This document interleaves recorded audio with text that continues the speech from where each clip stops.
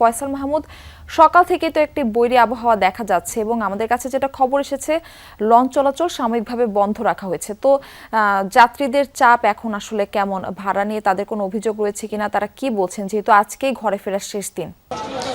Murphy, ভাড়ার চাইতে আসলে তাদের কাছে যাওয়াটাই, বাড়ি ফেরাটাই এখন মুখ্য হয়ে দাঁড়িয়েছে। কারণ সকাল থেকে আমরা যাত্রীদের যে চাপ দেখেছি লঞ্চ টার্মিনালে, সেটি এখন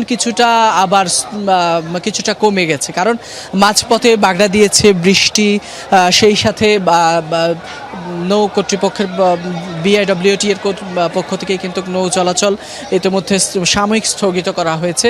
ফলে তাদের কাছে আসলে বাড়ি ফেরার যে তাড়না, সেই জায়গায় কিছুটা বেঘাত ঘটেছে বলা যায়। এবং আমরা যাত্রীদের সাথে কথা বলছিলাম, তারা যেমনটি বলছিলেন যে সকাল সকাল তারা বাসা থেকে বেরিয়েছিলেন যে দ্রুত যাতে তারা বাসায় পৌঁছাতে পারেন, কিন্তু মাঝপথেই আমরা দেখছি যে মুষলধারে বৃষ্টির কারণে অনেকেই ভিজে একাকার হয়ে গেছেন। ফলে এই যে ভেজা কাপড় নিয়ে তাদেরকে বাড়ি পর্যন্ত যাওয়া কিংবা তাদের এই সময় মতো এখন লঞ্চ ছাড়তে না পারা, এতে তাদের কিন্তু দুর্ভোগ অনেকটাই বাড়িয়েছে।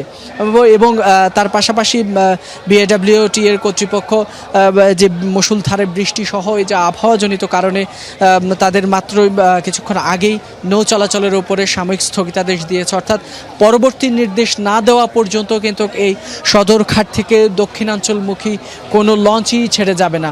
ফলে এই যে একটা অনিশ্চয়তা, বাড়ি ফেরার ক্ষেত্রে তাদের যে তাড়না ছিল, সে জায়গায় কিছুটা ভোগান্তি কিংবা কিছুটা ছন্দপতন্ত বলাই যায়। আমরা কথা বলছিলাম এরকম কয়েকজনের সাথে, একটু কথা বলতে চাই। এখানে বেশ কয়েকজন যাত্রীরা রয়েছেন। আপনারা কখন এসেছেন আর কখন নাগাদ এই লঞ্চ ছাড়বে বলে জানাচ্ছেন? আমি লঞ্চ গেটে আসছি গত রাত 2টা থেকে আসছি। লঞ্চ ছাড়ার কথা ছিল 6টা বাজে, কিন্তু 6টার পরে এখন পর্যন্ত লঞ্চ ছাড়ে নাই। আবার এখন তো নিষেধাজ্ঞা দিয়েছে, এখন কখন যাইতে পারবো বা কি পারবো না এরকম কোনো নিশ্চয়তা নাই। ওদিকে এই পরিবেশ, আবহাওয়ার যে পরিবেশ, এটি নিয়ে বাড়ির প্রিয়জনরা তারাও অনিশ্চিত আছে, তারাও সবাই দুশ্চিন্তায় আছে। ধন্যবাদ।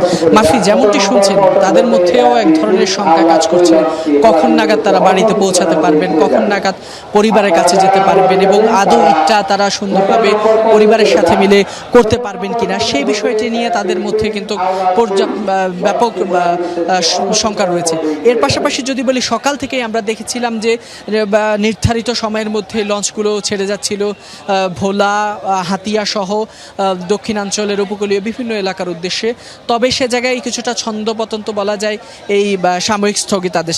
এর পাশাপাশি কিন্তু বিআইডব্লিউটি এর কর্তৃপক্ষের পক্ষ থেকে কিন্তু যাত্রীদের সচেতনতায় তাদেরকে বারবারই এখান থেকে মাইকে ঘোষণা করা হচ্ছে, যাতে করে কেউ যাতে ছাদে না ওঠেন কিংবা অন্যান্য যে বিধিনিষেধগুলো আছে সেগুলো যাতে মেনে সকলেই তারা ঈদের এই আনন্দ যাত্রায় তারা যেন তাদের পরিবারের কাছে যেতে পারেন, সে বিষয়ে তাদেরকে সচেতন করা হচ্ছে। তো মারফি, এই ছিল এখান থেকে আমার কাছে সর্বশেষ।